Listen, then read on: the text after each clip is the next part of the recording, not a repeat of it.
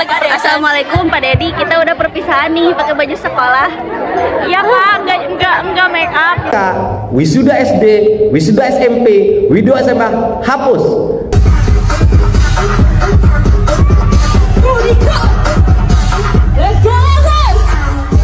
Menuju Indonesia emas atau cemas? Agak lainnya para sahabat, perpisahan yang ada sekolah di Indonesia itu memang ada DJ-nya. Kok bisa?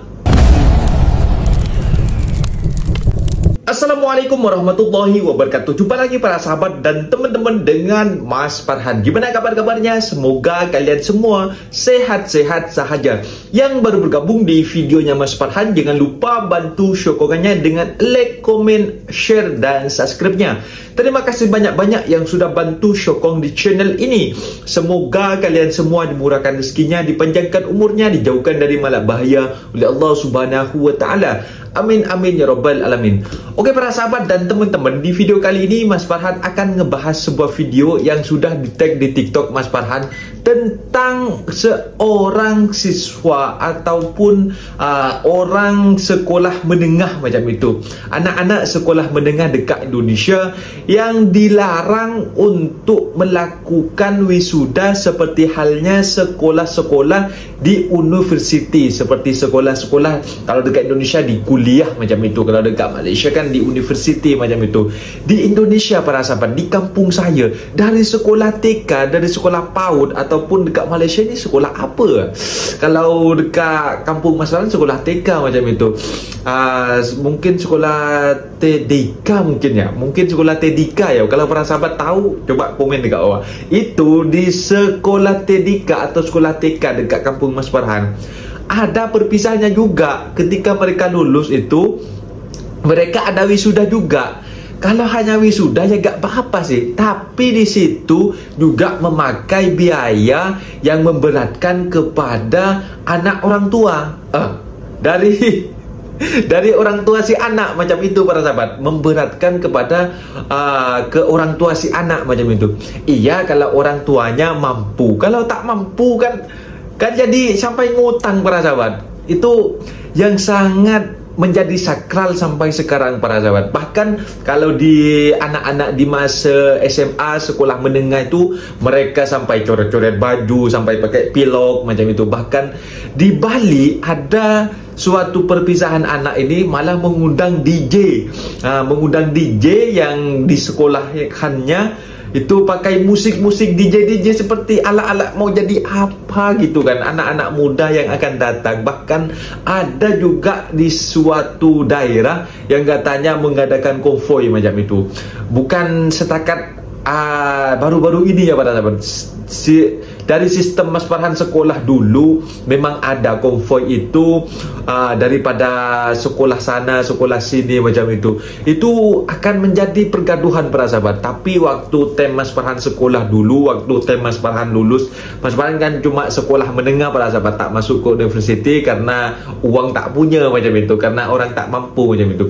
Tem lulus sekolah menengah itu Mas Farhan tak dibolehkan untuk ikut konvoi, seperti semprot-semprot baju itu tak diperbolehkan sama mak Mas Farhan macam itu.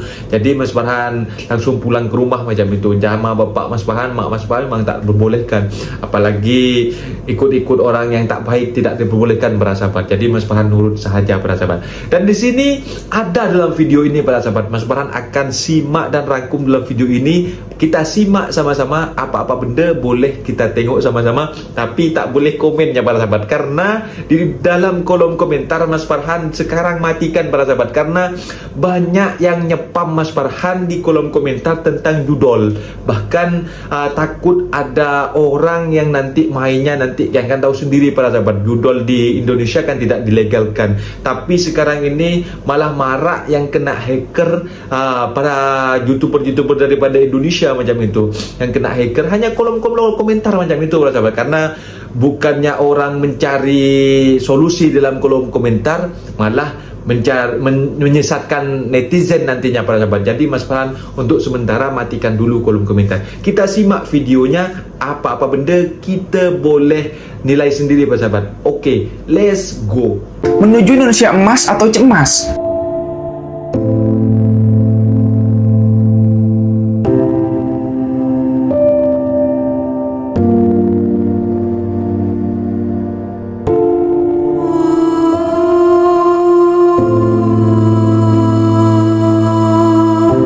Di Pandeglang, Banten, gabungan siswa SMA, SMK, dan STM ngerayain kelulusan sambil bawa sajam di tangannya. Konvoi keliling, pamer kekuatan, seolah kelulusan identik dengan uji nyali. Ya, yang bikin miris lagi, ini bukan cuma satu sekolah. Mereka datang dari berbagai sekolah di Pandeglang lengkap dengan julukan All Best. Bangga kalian begitu, teman-teman. Seolah perayaan dengan sajam, sesuatu yang keren. Pertanyaannya, sebenarnya apa yang mereka rayakan? Kelulusan atau awal dari kekacauan? Caption mereka jelas, bukan sekedar euforia biasa, tapi ada ancaman dan nyari musuh. Yang lebih parah lagi, video ini diposting dari 8 Mei 2025 lalu.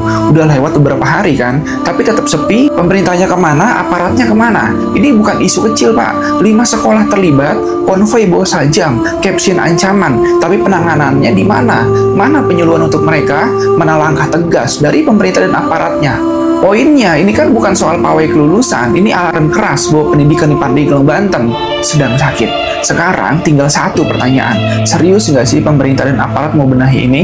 Atau kita cuma bakal lihat aksi kayak gini jadi tradisi tiap tahun? Ya, tiap tahun teman-teman, karena tahun-tahun sebelumnya juga pernah terjadi. Pandeglang bisa lebih baik kalau berani tegas dari sekarang. Wah, ini berita yang bikin geleng-geleng kepala. Dan ini meminta dunia pendidikan kita lagi nih. Jadi ceritanya, ada acara perpisahan sekolah yang diadakan di tempat hiburan malam. Dan yang lebih mengejutkan, kepala sekolahnya mengizinkan. Tapi tunggu dulu, katanya acara ini digelar siang hari, bukan malam.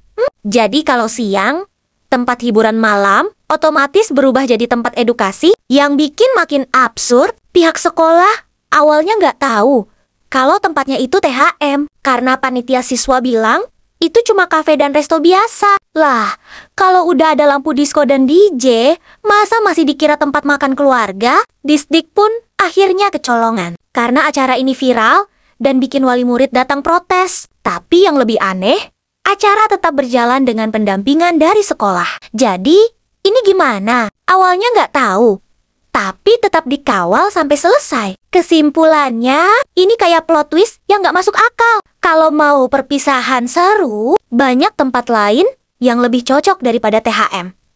Masa iya, sekolah nggak bisa kasih opsi yang lebih aman dan sesuai buat anak-anak?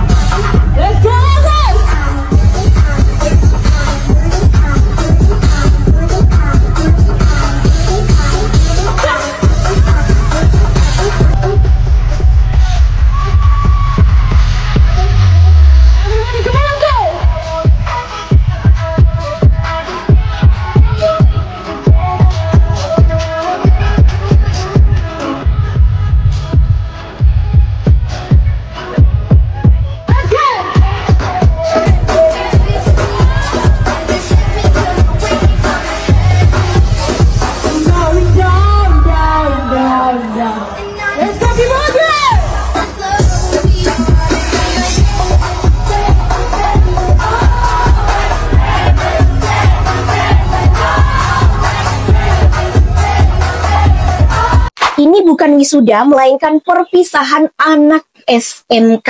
Kali ini kita nggak bahas muridnya, tapi kita bahas gurunya. Dari info ini diketahui bahwa capseknya baru S1. Nggak tahu kalau dalam 2 tahun udah S2, tapi yang jelas bukan guru besar. Bu, kenapa Anda seperti memakai kalung kehormatan? Bukankah Anda tahu, dosen biasa tidak berhak memakai kalung seperti ini, karena yang berhak adalah guru besar, dan itu pun dalam konteks dan acara yang jelas. Selanjutnya, kalau Anda sebagai kepala sekolah baru S1 atau S2, seberapa besar kemungkinan guru lainnya juga S2 atau bahkan S3? Tapi apapun itu, Anda guru-guru tidak etis memakai atribut seperti ini.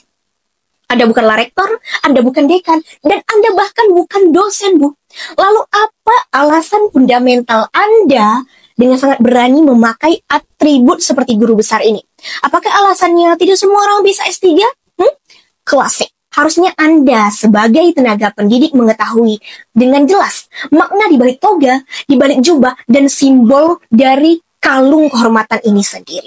Harusnya Anda juga lebih mengetahui apa itu integritas pendidikan dan juga etika akademik.